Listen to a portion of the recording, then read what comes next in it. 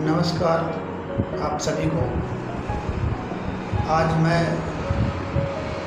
नींद की समस्या के कारणों तथा उससे बचाव के उपायों पर चर्चा करूंगा।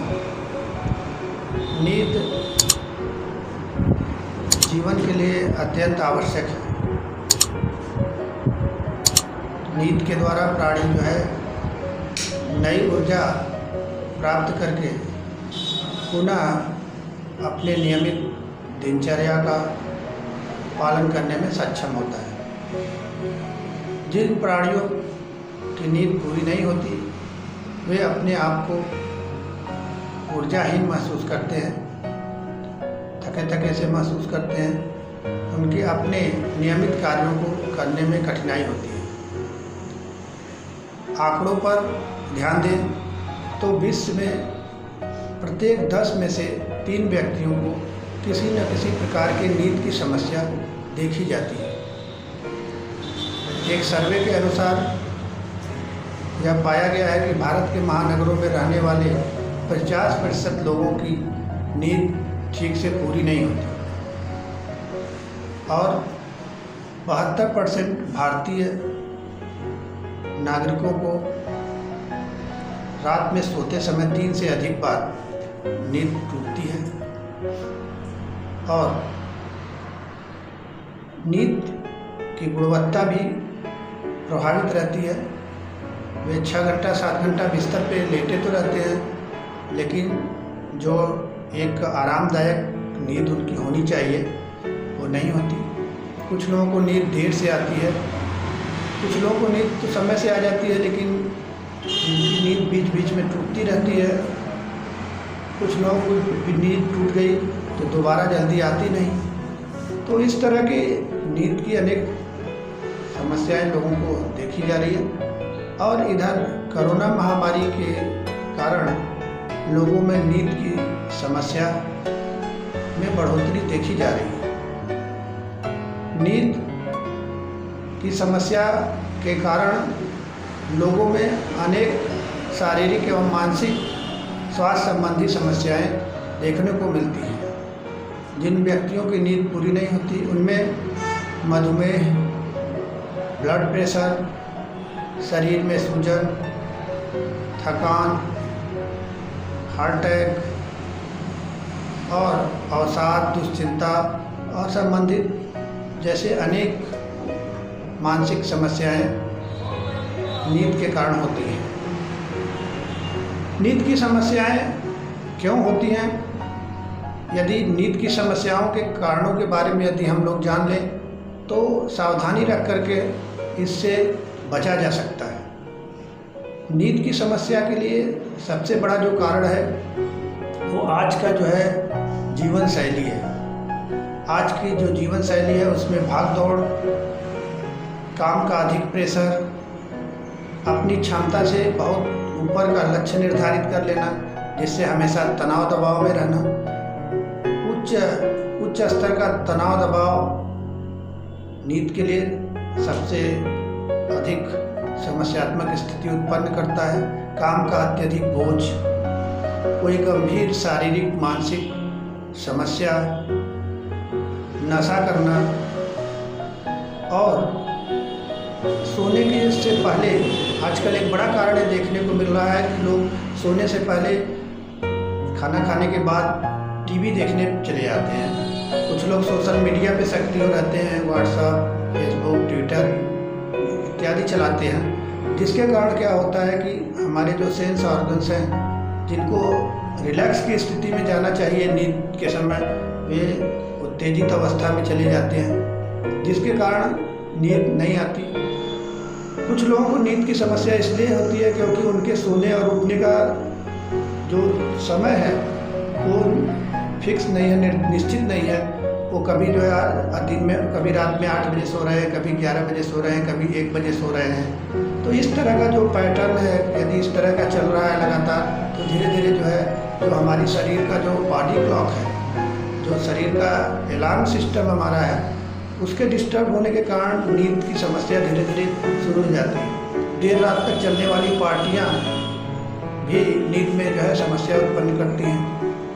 तो अनियमित दिनचर्या, कभी जो है उठने का समय फिक्स नहीं है, खाने का समय फिक्स नहीं है, सोने का समय फिक्स नहीं है, तो ये अनियमित दिनचर्या भी, डेली रूटीन यदि डिस्टर्ब है तो यह नींद की समस्या उत्पन्न करता है। तो ये कुछ मेजर फैक्टर्स हैं जो व्यक्ति के स्लीप पैटर्न्स को डिस्टर्ब करते हैं। तो यदि हम बात करें कि नींद की समस्या से कैसे बचाव हो सकता है, कहने का मतलब है कि नींद की समस्या हो ही ना, कैसे हम जो है नींद से संबंधित समस्या से बचे रहें, अपने आप को बचाए रखें। इसके लिए बहुत ज़रूरी है कि हमारा जो दिनचर्या हो नियमित हो, यानी कि हमारे सोने और उठने का जो समय है, हमारे खाने का जो समय है, हमारे स्नान का समय, हमारे काम का समय, वो सारा रूटीन हमारा निश्चित और निर्धारित होना चाहिए। उसमें बहुत फ्लक्चुएशन नहीं होना चाहिए कि कभी हम दिन में खा रहे हैं 8 बजे, रात में खा रहे हैं 9 बजे, कभी खा रहे हैं रात में 1 बजे। तो इस तरह से यदि दिनचर्या नियमित नहीं है तो यह नींद की समस्या को उत्पन्न करने के का सबसे बड़ा कारण है। दूसरा, काम के समय काम कीजिए, पूरे मनोयोग से कीजिए, लेकिन आप काम के तनाव को महसूस मत कीजिए।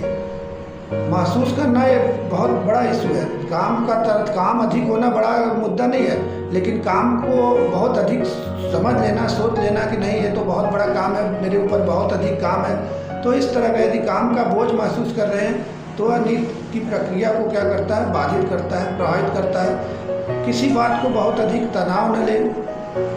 रात में जो है हल्का खाना खाएं, हल्का खाना खाने के बाद टहलने के बाद तब सोने जाएं। यहाँ पे एक बात बहुत महत्वपूर्ण है जिसे मैं बताना चाहूँगा कि बिस्तर पर तभी जाइए जब आपको सोना हो। बहुत सारे ऐसे लोग हैं जो कि बिस्तर पर ही खाना खाते हैं, बिस्तर पर ही बैठकर टीवी देखते हैं, बिस्तर पर ही बैठ के मोबाइल चलाते हैं, कुछ ऑफिशियल काम है तो भी उसको अपने बेड पर ही बैठ के पूरा कर रहे हैं। तो यदि इस तरह की स्थिति है कि आप बिना सोने के अलावा बेड का उपयोग अन्य बहुत सारे कामों में कर रहे हैं, अधिकांश समय आप बेड पे ही रह रहे हैं, तो जब आप उस पर नींद सोने का प्रयास करते हैं तो नींद नहीं आती। तो ये बहुत ध्यान रखें कि बिस्तर पर तभी जाएं जब आपका सोने का समय। तीसरा, नशे का सेवन न करें। सोने से 2-3 घंटा पहले चाय, कॉफ़ी, सिगरेट, बीड़ी, तंबाकू, शराब, इन सब से बचें।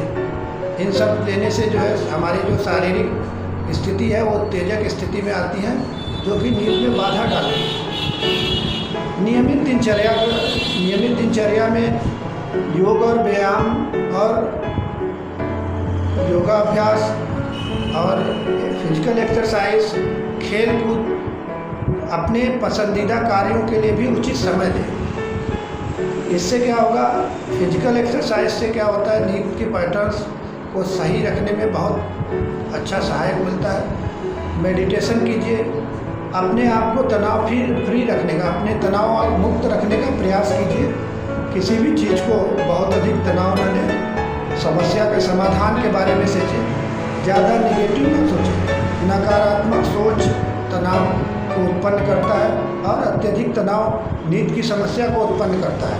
तो इसलिए किसी भी समस्या को बहुत तनाव के रूप में न लें, समाधान के बारे में अधिक सोचें, न कि नकारात्मक पक्षों पे। तो ये बहुत छोटी छोटी ऐसी उपाय हैं जिसको रख करके हम अपने जीवन में नींद की समस्या को आने से रोक सकते हैं। नींद नहीं आने से आप दिन में थकान महसूस करते हैं और अपने काम को ठीक से नहीं कर पाते। यदि हम विद्यार्थियों की बात करें तो यदि विद्यार्थियों की नींद पूरी नहीं होती तो उनका जो मेमोरी लॉस होने की संभावना बढ़ जाती है। यानी जो कुछ वो सीखते हैं उसको जल्दी भूल जाते हैं, पढ़ाई में उनका मन नहीं लगता, उनको किसी विषय पर कंसंट्रेट करने में, ध्यान लगाने में कठिनाई महसूस होती है और उनको कमजोरी महसूस होती है। तो उनको भी इस बात का ध्यान रखना चाहिए उनकी प्रॉपर पूरी हो। यदि हम बात करें टीनेजर्स की, बच्चों की बात करें तो उनको 12-15 घंटे सोना आवश्यक है। यदि हम एडल्ट पर्सन की बात करें तो 6 से 8 घंटा सोना पर्याप्त है। तो सोने का अभिप्राय ये नहीं है कि केवल बिस्तर पे चले गए। सोने का अभिप्राय ये है कि आप अच्छी नींद ले रहे हैं। क्वालिटी ऑफ स्लीप होना बहुत ज़रूरी है। केवल बिस्तर पे करवटें बदलने से नींद नहीं पूरा होता। जब आपका माइंड पूरी तरह से रिलैक्स होता है, तनाव फ्री साउंड स्लीप लेता है, तब आप अपने आप को एकदम ऊर्जावान महसूस करते हैं। सुबह उठते हैं तो बिल्कुल एकदम अपने आप को तरोताज़ा महसूस करते हैं। जिनको नींद की समस्या होती है, देखा गया है कि जब वो सुबह उठते हैं तब भी वो अपने आप को तरोताज़ा महसूस नहीं करते। उनको थकान सी महसूस होती है, हल्का उनको सर भारी सा लगता है। तो यदि जो व्यक्ति अच्छी स्लीप लेता, अच्छी नींद लेता है, उसमें एक ताजगी महसूस होती है, एक ऊर्जा महसूस होता है, जिससे वो अपने दिनचर्या के सारे कार्यों को प्रॉपर ढंग से करने में सक्षम होता है। तो जिन उपायों की चर्चा मैंने किया वो आप कर सकते हैं। नहाने से पहले गुनगुने पानी से स्नान कर सकते हैं। बहुत सारे लोग हैं जो कि सोने से पहले जो है एक्सरसाइज करते हैं। तो मैं ये बताना चाहूँगा कि बहुत कड़ा एक्सरसाइज सोने से पहले नींद के लिए दिक्कत खड़ा कर सकता है। और सोने से पहले कदापि जो है सोशल मीडिया प्लेटफॉर्म पे ना जाएं। मैंने देखा है कि बहुत सारे लोग जो देर रात तक व्हाट्सएप, फेसबुक, ट्विटर इन सब पे सक्रिय रहते हैं, बाद में जब वो चाहते हैं कि नहीं ना भी ये करें तो भी उनको उस समय नींद की समस्या उत्पन्न होती है। तो खाने के बाद कोशिश करें कि अपना स्क्रीन टाइम कम से कम रखें, यानी कम से कम टीवी देखें, कम से कम मोबाइल पे समय व्यतीत करें। ये अच्छी नींद के लिए बहुत अच्छा उपाय है। तो यदि इन सब उपायों के बाद भी यदि आपको नींद नहीं आती है तो निश्चित ही आपको मनोवैज्ञानिक सलाह की ज़रूरत है। आप किसी अच्छे ट्रेन साइकोलॉजिस्ट से मिलकर परामर्श लें। एक ट्रेन साइकोलॉजिस्ट जो है परामर्श के दौरान ये देखने की कोशिश करता है कि नींद की जो समस्या है उसके पीछे क्या कारण है और उन कारणों को कैसे दूर किया जा सकता है और कौन से ऐसे उपाय हैं जिसके द्वारा आपकी नींद की समस्या से उबारा जा सकता है। कैसे आपके थॉट प्रोसेस से नेगेटिव थॉट्स को दूर करना है। ये काउंसलर्स अच्छे से इस बात के लिए ट्रेंड होते हैं।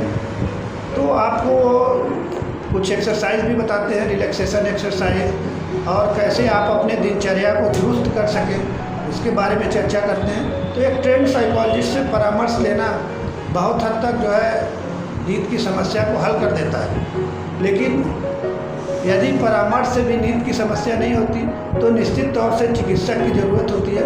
कुछ जो है मेडिसिनल ट्रीटमेंट भी होते हैं जिसके माध्यम से नींद की समस्या को दूर किया जा सकता है। तो इस तरह से हम लोग ने देखा कि नींद की समस्या के लिए कौन कौन से कारण जिम्मेदार हैं, नींद की समस्या होने पे कौन कौन से शारीरिक मानसिक समस्या हो सकती है और कौन सी वो सावधानियां हैं जो व्यक्ति स्वयं रख करके नींद की समस्या से ग्रस्त होने से बचा रह सकता है, तथा जब नींद की समस्या उत्पन्न हो जाए तो उसे क्या करना चाहिए। इस विषय पे हम लोगों ने देखा। तो मैं समझता हूँ कि यह वीडियो जन सामान्य को नींद की समस्या की ओर आगे बढ़ने से बचाने में सक्षम होगा। नमस्कार, जय हिंद, जय भारत।